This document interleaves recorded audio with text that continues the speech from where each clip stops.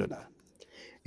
niyo mpamvu turasaba abantu kuguma gusaba u Rwanda kubagira inama kuko nibaguma kwiyenza kwendereza ibihugu by'abaturanyi ntago babizi bizababaho ntibabizi bizabaho nibataka Uburundi. wa mbere igenekerezo rya 15 Kigarama 2025 uyu ni umwanya wo kubashikiriza amakuru mwateguriwe n'uruganda rwa radio Haguruka. Imbere yo kubashikiriza ingingo zimwe amakuru ahagaze ko mu nkundire mbanze ndabahe mwiriwe abandi mwaramutse bivanye naho umwe wese aherereye muri kano kanya. Dondo Jwemba z'umutima niwe agire ayabashikirize afatikanije na Oban Felix Rankunda ari mu buhinga bw'ivyo. Iperereza ry'Uburundi ryatanguye ryemeza ko Uvira bidakunda ko ifatwa na M23. Uyu munsi naho imaze gufatwa. Iryo perereza rivuga co kimwe na Ndayishimiye arongoye Uburundi ko Uburundi atari bwo bubazwa ivyifatwa na M23 ry'ibice vya Kongo. Abakurikiranira hafi imvugo y'ubutegetsi bwa CNDD-FDD bibutsa ubwo butegetsi ko umuntu yanka kugarura impene ikiri hafi imaze kurenga imirambi akabirankayo. Hari umunyagihugu w'Imwaro aherutse kunyuruzwa n'iperereza ry'Uburundi rirerekewe n'imbonerakure. Abatari bake Imwaro bakabona ko abarundi badagurutse ngo bikure ko intwari banyuruza bazosanga ihitanye benshi ibatwara kamwe kamwe. Aya hamwe n'ayandi inkuru imwe ukwayo ni mu kanya, ariko mu mpera murakurikirana ikiganiro Ineza y'Imana. Ndasubiye kubaramutsa. M23 naho imaze kwigarurira ibindi bisagara nka Goma na Bukavu itegerezwa gutsindirwa muri Uvira. Ayo niyo majambo ya Dieudonné Irakoze yitazira Dione, umukozi w'iperereza ry'Uburundi yatangaje kuwa 10 Ntwarante uno mwaka wa 2025. Bamwe mu Barundi bagarukanye ayo majambo yashikirijwe n'iperereza rya Ndayishimiye bamenyesha ko nimba Ndayishimiye avuga ko atagira abantu bamufasha abambere ngo nabari mwiperereza ryewe. Abo bantu ngo babeshe isi yose ko Uvira itazigera ifatwa ikaba yaraye ifashwe nabo bahakana ko batazoyifata. Iperereza rya Ndayishimiye ico rishoboye ngo no kunyuruza abantu bakaburirwa irengero, kwica, gupfungira abantu busa, kubaboreza igufa no gusahura ivyo abantu babiriyakuye. Abo banyagihugu basaba abarundi kutaguma bemera gusamazwa n'amajambo y'ubutegetsi bukomoka kuri CNDD-FDD. Babe hasi babwire abategetsi ati twarabahinyuye murababeshi nimutuveko. Inkuru na Ninete Nancy Mutoni. Uwo mukozi w'iperereza rya Ndayishimiye harongoye Uburundi muri Ntwarante uyu mwaka yavuze ko Uvira itandukanye cyane n'utundi duce twa Kongo twafashwe na M23 nka Goma na Bukavu. Imvu atanga ngo nuko Uvira ariko karere gafatanye n'Uburundi, Uburundi butegerezwa gushiramwo ingufu nyinshi bivanye n'amasezerano y'ubufatanye mu vya gisirikare ari hagati y'Uburundi na Republika ya Kongo iharanira intwaro rusangi. Uvira rero ngo niho hazobera intambara ya nyuma, match finale. Kurikira umukozi w'iperereza rya Ndayishimiye hari kuwa 10 ukwezi kwa gatatu uyu mwaka 2025. Uvira itandukanye n'ubundi buce narijya muzi neza yuko igihugu cacu bivaye n'amasezerano ifitanye n'igihugu kibanyi ca Kongo afatiye kufatanya bya gisirikare. Niko karere igihugu c'Uburundi giteza gushiramo ingufu nyinshi kuko ariko duhana urubibe direct n'Uburundi. Kuvuga iyo ntambara rero mu gace ka Uvira na Prendera Rusizi n'ahantu tuvuga yuko ariho sinzi ko umuriro yita nka match finale yibera ngaho oya. Irakoze Dieudonné akorera iperereza ry'u Burundi yemeza ko M23 itinya kwegera Uvira ku gutinya ko ihatsindirwa kuko rutitaha. Ashimangira ko Uvira itandukanye na Bukavu canke Goma, ngo nimba Goma, Bukavu n'ahandi harashoboye gutemba hakaja mu maboko ya M23, Uvira yoyo ntibikunda ko itemba. Uvira itegerezwa kuzogwanirwamwo n'abarundi kurusha abanyekongo. Aho hantu itegerezwa kuhatsindirwa bivanye amorali ingabo z'Uburundi, bivanye n'ingufu Burundi butegerezwa gushiramo. Aho hantu bategerezwa kuhatsindirwa, none nabo nyene ko biraba ku gene bariko barahatinya, barabizi ko hari ahantu hatazoba horoshe, barabizi ko ahantu hatazoba gwitaha. Nkuko benshi batabizi, nuko uburere bwinshi bagiye burafatwa. Hari abana bariya ugenda baravuga ati none ko bagiye barafata hariya bagafata hariya, nicyo kizobabuza gufata naye niyo Uvira. Ariko ubundi ivy'ukuri ku rubuga rw'intambara biratandukanye cyane. Uvira iratandukanye cyane na Bukavu, iratandukanye cyane na Goma ku ruhande rw'Uburundi. Barisubiyemo, Uvira iratandukanye cyane na Bukavu, iratandukanye cyane na Goma ku ruhande rw'Uburundi, kuko Uvira c'est une question qui nous implique directement. Deje no gusumba uri Kinshasa, Uvira ni kibazo kituhanje twebwe directement gusumba umuntu ari Kinshasa, kuko uri Kinshasa il est moins menacé par rapport uri Bujumbura. Rero Uvira intambara y'abarundi gusumba y'abakongomani, kuko nimba abakongomani barashoboye usanga Goma igatemba, Bukavu igatemba, ubundi burere butandukanye bwose bugatemba. Uvira rero ni twebwe imbaraga nyinshi n'iz'abarundi gusumba iz'abakongomani babonye n'ubwabo bwite.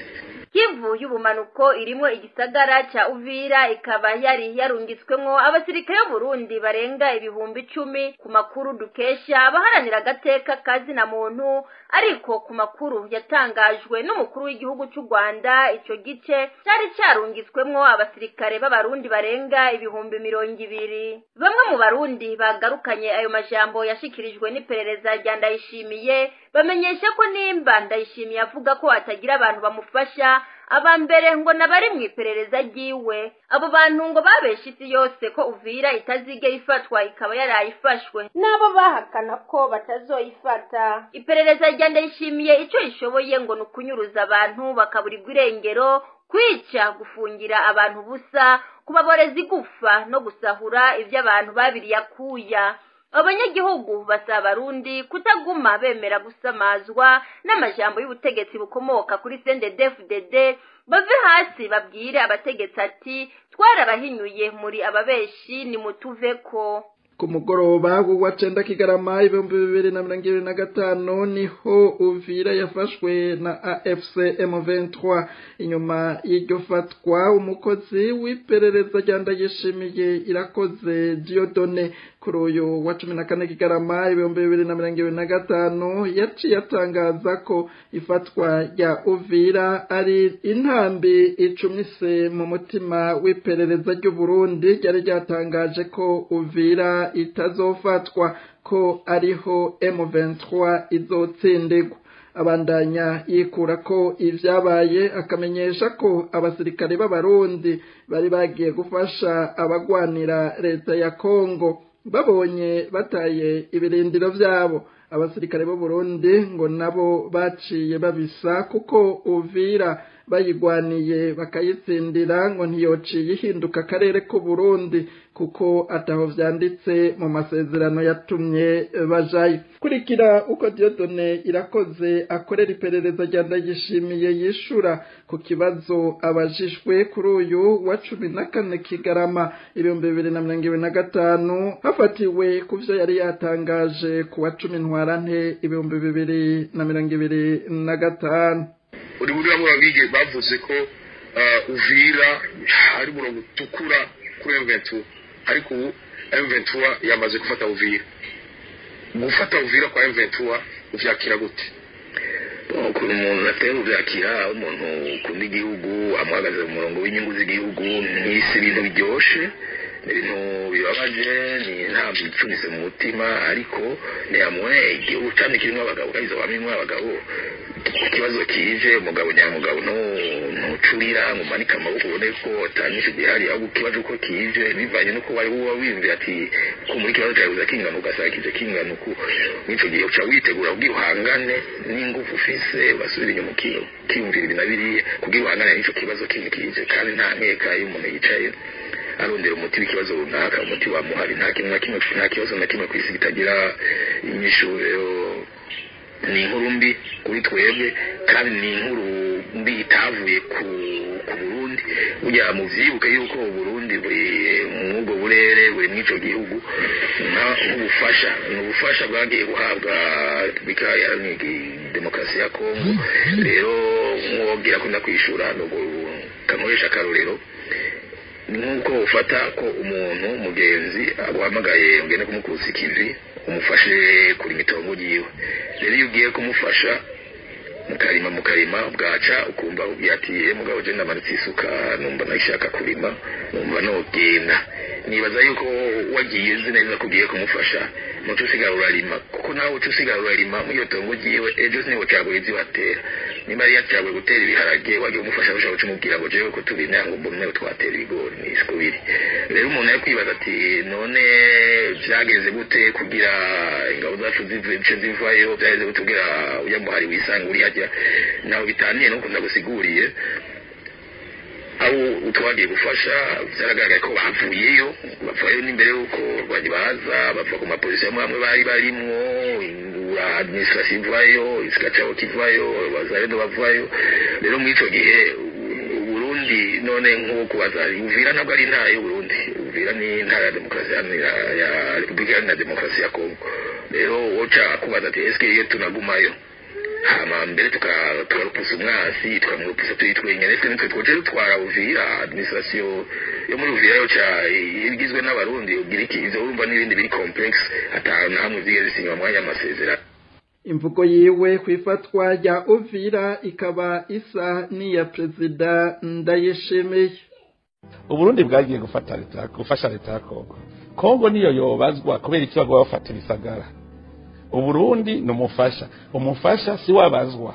Umva rero leta ya Kongo niyo yobazwa igitunga isagara guma bifatwa kandi no Burundi buri abasirikare bo Burundi bemeza ko batsinzwe muri iyo ntambara ababikurikiranira hafi bibutsa ubutegetsi bwa CNDD FDD bw'amabwica amatwi ko buri gihe umuntu yanka kugarura impene ikiri hafi imaze kurenga imirambi ngo araheza akabira nkayo. Hagati aho iperereza ry'Uburundi ryaraye rinyuruje uwundi mwana w'Uburundi Tarsisi Ndirekuramba avuka ku mutumba Kariba komine Bisoro mu ntara ya Mwaro yahora ubu hatwarirwa mu ntara ya Gitega. Uwo mugabo w'imyaka 42 y'amavuka yarasanzwe yigisha ku ishure ryisumbuye ryitirirwa Umweranda Pierre riri Inyangwa muri komine Gishubi mu ntara ya Gitega Lycée Saint Pierre de Nyangwa. Umukenyezi n'abana ba Tarsisi bakaba baba mu gisagara ca Bujumbura. Avuye ku kazi Tarsisi yataha aho avuka ku mutumba Kariba ku munsi wa gatandatu w'indwi twaraye dusozereye igenekerezo rya 14 Kigarama 2025 igihe c'isaha 10 zo buca abakozi b'iperereza bari mu modoka double cabine ifise ibiyo bitabona niho bashitse aho Tarsisi arara ku mutumba wa Kariba baramufata bari kumwe n'imbonerakure. Imbonerakure zivuka kuri uwo mutumba zamenyekanye ko zari kumwe n'abo bakozi b'iperereza ni Augustin umuyobozi w'ishure shingiro rya Rubamvyi riri muri komine Mwaro na Sostene asanzwe akorana n'iperereza muri komine Mwaro. Gushika ubu nta uramenya irengero ry'uwo mwigisha Tarsisi Ndirekuramba. Abatari bake imwaro bavuga ko abarundi badahagurutse ngo bikure ko intwari ikomoka ku mugambwe CNDD FDD ngo izohitana benshi ibatwara kamwe kamwe. ku kijanye n'intambara nyene ziri kubera mu buseruko bw'igihugu ca Kongo, leta y'u Burundi iriko iratakambira M23 ngo iyihe abasirikare bayo yafashe mpiri. Amakuru ava mu begereye ubutegetsi bwa CNDD-FDD avuga ko leta ya Ndayishimiye iherutse kurungika muri Kongo intumwa zigizwe n'indongozi zine mu gisirikare c'u Burundi kuganira na AFC M23 kugira irekura abasirikare b'abarundi bafatiwe ku rugamba, ndetse basabe AFC M23 kubemerera ko abasirikare b'u Burundi baheze mu misozi miremire ya Uvira bataha mu mahoro. Ibiganiro vyabereye mu gace ka Ruvungi gaherereye muri teritwari ya Uvira mu ntara ya Kivu y'ubumanuko. Amakuru ahari avuga ko mu ngwano zimaze iminsi zibera mu bice vy'intara ya Kivu y'ubumanuko zafatiwemwo abasirikare benshi b'abarundi barimwo uwufise ipete rya colonel. Biruko mu gihe harayafashwe Uvira, umuvugizi wa AFC M23 Lawrence Kanyuka nawe yari yatangaje ko AFC M23 yiteguye guha Uburundi abasirikare babwo yafashe mpiri. Abarundi bamaze kumva ivy'uko leta ya Ndayishimiye yarungitse abaganira na AFC M23 bayisaba abasirikare bafashwe n'amaboko mu gihe Ndayishimiye yakomye ashira imbere inguvu, yongera avuga amajambo asamaza abarundi ngo azotsinda intambara, akanga kuganira imbere y'uko yibonera ko bamusaba kugira icigwa akura mu beruka kuba, anyaragase atumeka ibiganiro bimuhuza n'abandi barundi, abafashe ibigwanisho n'abatabifashe. Nayo ahandi ho ngo bizomugora gusubira kuronka ayo mahigwe canke ubutegetsi bw'umugambwe wiwe CNDD-FDD. Babanze batumirira mate mu buhinga bw'ivyuma, inyuma y'akaruhuko gato duce dutandukira igice gihariwe ikiganiro. Uko mubimenyereye ku minsi yose ya mbere, uyu n'umwanya w'ikiganiro Ineza y'Imana. Kuri uyu munsi igenekerezo rya 15 Kigarama 2025 gishimikira ku ijambo ry'Imana riri mu gitabo bamwe bita Camamuko abandi bita Citanguriro, ikigabane ca 19 umurongo wa 17 gishikirizwa na Pastor Celestin Gahungu mu gikurikirana. Baramukije abandi ndabahaye mwiriwe bivanye naho umwe wese aherereye. Uyu ni wa mwanya wo kumviriza ikiganiro Ineza y'Imana. Tugiye gusangira ijambo ry'Imana mu gitabo c'Itanguriro igice ca 19 umurongo wa 17. Turasoma mu izina rya Yesu Kristo. Bamaze kubakurayo, umwe muri bo aravuga, "Tihunga ntupfe, ntukebera inyuma, kandi nturuhe uhagarara utararangiza iki kiyaya cose. Hungira kuri iriya misozi oye kuranduka." Amen.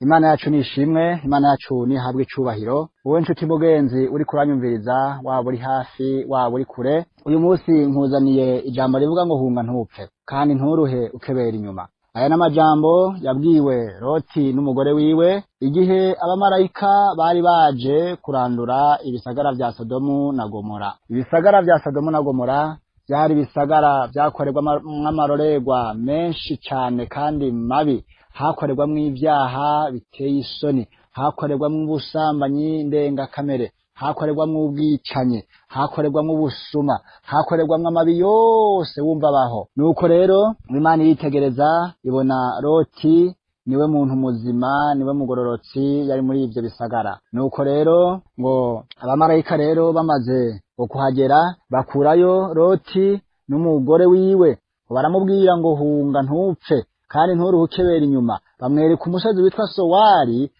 ahungirako kandi ngo yihute kugira ngo barandure ivyo bisagara yamaze kuwushikako. Nuko rero Loti arihuta, mbere ngo ageze ahantu araruha, baba marayika ngo bafata ukuboko kwiwe be nuko umugore, nuko ngo barabirukankana. Ariko umugore wa Loti yibuka ivyo yarasize inyuma, ngo arakebuka kandi bamubujije bati ntuhagarare nturuhukebera inyuma. Ariko ngo amaze gukebuka ahinduka inkingi y'umunyu, inkingi yibuye, nabugingo n'uyu munsi iyo nkingi iracariho. Imana yacu itabare cyane. Ariko Loti we ngo n'abakobwa wiwe bakomeza urugendo baragenda bahungira kuri wa musozi witwa Sowari. Imana yacu ishimwe kandi rutabare cyane. Uti mugenzi uri kuranyumviriza kuri uyu munsi, iri jambo nkuzaniye ngo uhunga ntupfe nta kindi kintu rihagaze ko. Uyu munsi wishire mu kibanza ca Loti, nkuzaniye iri jambo rivuga ngo uhunga ntupfe. Hunga icana igisa naco, hunga ubwo busambanyi, hunga ubwo busuma, hunga iyo nzigo n'ishari, hunga ayo macakubiri yamunze mu mutima wawe, hunga ayo macakubiri y'intara, hunga ayo macakubiri y'ubwoko, hunga ubwo gwanko n'inzigo byakumunze mu mutima. Hunga ntupfe, hunga ntupfe. Iyo jambo nkuzaniye kuri uyu munsi. Birashoboka imyaka ikayibaye myinshi warigishirwa amacakubiri, barakweretse abafise amazuru manini n'abafise amazuru maremare, abafise magufi n'abafise maremare, barakweretse ubwoko butandukanye, kandi nawe umutima wawe uragenda uvyimikamwo. Waja gusenga mu rusengero ukabanza ukitegereza abo mwicaranye, ukaraba yuko bafise amazuru maremare canke magufi. Waraba imbere muri ba pastori na ba mwarimu ukabanza ukitegereza amazuru yabo. Waraba umuvuga butumwa hagurutse ukabanza ukitegereza uwariwe. Waba uri mu isoko ukitegereza abo muriko murahura abari, waba uri mu kazi ukabanza kumenya ngo mbega nakavahe, urya dukorana ava mu yihe ntara, mbega niwo mu buhe bwoko. Ariko nagira nkubwire ngo ako nakaga kamunze umutima wawe. Hunga ntupfe, hunga ayo macakubiri, kandi uhunge ntukebere inyuma, ntongere no kuyabamo. Imana yacu nishimwe kandi ihabwe icubahiro. Nta handi ho guhungira amacakubiri, nta handi ho guhungira inzigo n'ishari, nta handi ho guhungira ubwicanyi, nta handi ni muri Kristo Yesu gusa. Imana yacu nishimwe. Loti bamubwiye ngo nahungire ku musozi witwa Sowari, ariko uyu munsi nanje nkuzaniye ijambo rivuga ngo hungira muri Kristo Yesu. Niwe wo gutabara, niwe wo gukura muri iyo nzigo n'ishari, niwe wo gukura mu macakubiri. Uko mwami Yesu nta kimunanira ahindura ibyanse guhinduka. Imyaka ibaye myinshi ivyo bintu bigenderamwo, imyaka ibaye myinshi ugenda n'ugwanko n'inzigo mu mutima wawe, imyaka ibaye myinshi ivyo bintu banye navyo. Ariko nagira nkubwire ngo harageze ko uyu mwaka wa 2026 ugiye kwinjiramo ukubera umwaka wo guhinduka, ukaba umwaka w'impinduka, ukavavanura n'amacakubiri, ukavavanura n'ugwanko n'inzigo, ukavavanura n'ubusuma, ukavavanura n'ubwicanyi. Imana yacu utabare cyane. Birashoboka Imana ikaba yarakwihanganiye igihe kirekire, ariko uyu munsi imburi ikabije kuri wowe uri kuranyumviriza. Ivyo wagendeyemo mu myaka ishize ni vyinshi, kandi hari igihe wabayemwo ukumva nawe hari ijwi rikubwira kubivamwo, ukumva wowe biheba, ariko bikanka kubera ko Satani yakuboshe. Nagira nkubwire ngo iyambure imigozi ya Satani, uyiyambure. Umwaka wa 2026 ugiye kwinjiramwo uzakubera umwaka w'impinduka, uzakubera umwaka w'umugisha, uzakubera umwaka w'umunezero, uzakubera umwaka wo kwemerwa n'Uhoraho. Imana yacu nishimwe cyane. Erega Imana yakwitegereza iri mu macakubiri wanka mwene so ikababara cyane. Imana yakwitegereza iri mu bwicanyi ikababara cyane. Imana yakwitegereza iri kuranyuruza abandi, iri kuriba abandi, iri kurarenganya abandi, iri kurapfungisha abandi. Imana ikababara cyane. Ariko nagira nkubwire ngo ijambo ry'Imana riravuga ngo naho ibyaha byanyu byo tukura tukutuku, ngo ndashobora kubyeza bikera nka sheregi canke nk'ubwoya bw'intama ikivuka. Nibifise ubwoya bwera cyane. Imana yacu nishimwe cyane. Rero nta kure habaho Imana itogukura, nta kure habaho Imana itokura umuntu. Amaraso ya Yesu ashoboye kweza byose. Imana yacu ishimwe cyane. Rero nagira nkubwire ngo igihe cyawe ni iki cyo guhinduka, igihe cyawe ni iki cyo kubohoka, igihe cyawe ni iki cyo kuba muri ivyo bintu maze mu myaka myinshi. Baraguhenze uravyemera ngo bariya ni banaka, ngo bariya ni banaka, nawe uravyemera ngo bariya basa gutya, ngo bariya bameze gutya, ngo bariya bareha gutya, nawe uravyemera ugenda nago ngo nivyo. Ariko nagira nkubwire ngo ni Satani ni wateje ivyo byose. Imana yacu itabare cyane. Uko ijambo ry'Imana riravuga ngo Imana itegereza hano mu gitabo cy'Itanguriro ngo iravuga ngo tureme umuntu ngo kandi asa natwe. Imana ishimwe. Imana ire mu muntu ngo imwishushanije ko mu ishusho yayo. None abo Bahutu bavuye he?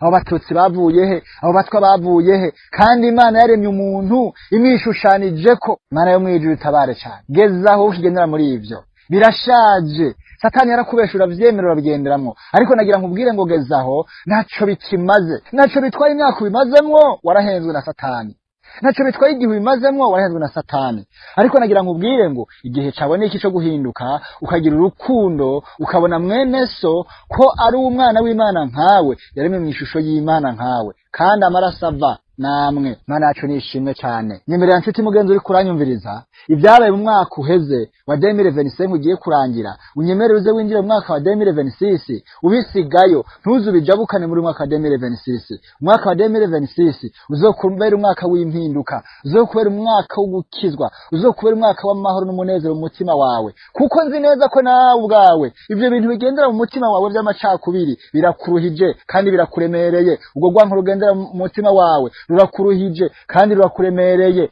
Iyambure ubwo rwanko, iyambure amacakubiri, iyambure iyo nzigo. Mana yacu nishimwe, Mana yacu nihabwe icubahiro. Iri jambo ry'Imana nari nkuzaniye kuri uyu munsi, teme yayo ivuga ngo hunga ntupfe kandi nturukebera inyuma. Ni wabivamwo nubwo wowe urumuka bivamwo, ntuzusubire kubyiyumvira, ntuzubisubiremwo. Mana yo mwijuru ishimwe kandi ihabwe icubahiro. Tugiye gusenga Imana, kandi Imana yo mwijuru igire neza. Uriyize mu mutima wawe, nimba uzi neza ko birimwo ayo macakubiri, nimba uzi neza ko arimwo, urambura ukuboko kwawe dusengana Imana. Mana ugira neza, Mana y'icubahiro. Ndagushimiye kuri Imana y'amahoro, ndagushimiye kuri Imana y'urukundo. Nyemerera rero Mwami kuri uyu munsi wumva gusenga kwacu Mwami. Jewe n'uyu muntu arambuye ukuboko Mwami Imana, kubw'amacakubiri amazemo igihe, kubw'urwanka amazemo igihe, kubw'ivyaha amazemo igihe. Unyemerere Mwami Imana uhindure ibyanse guhinduka kuri uwo muntu wese yabigenderamwo mu izina rya Yesu Kristo. Nyemerera Mwami Imana uyu mwaka tugiye kwinjiramwo uzaba umwaka w'impinduka ku muntu wese Mwami Imana yumvise rino jambo mu izina rya Yesu Kristo. Uzaba umwaka w'amahoro ku muntu wese yumvise iri jambo Mwami. Urakoze nagushimiye rero. Nyaneza igihugu cacu c'u Burundi Mwami.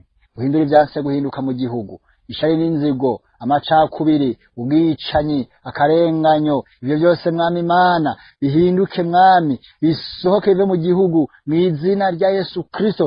Cy'igihugu c'amahoro, cy'igihugu c'umunezero, cy'igihugu c'umugisha mu izina rya Yesu Kristo. Wowe uhindura ibyanse guhinduka, tunaniwe no guhindura igihugu cacu kikabamwe abantu bakundana, kikabamwe abantu bafite umunezero mu izina rya Yesu Kristo. Urakoze ndagushimiye rero kuri Imana ugira neza. Senza nizera ko byose byumvise mu izina rya Yesu Kristo. Amen. Shalom. Shalom.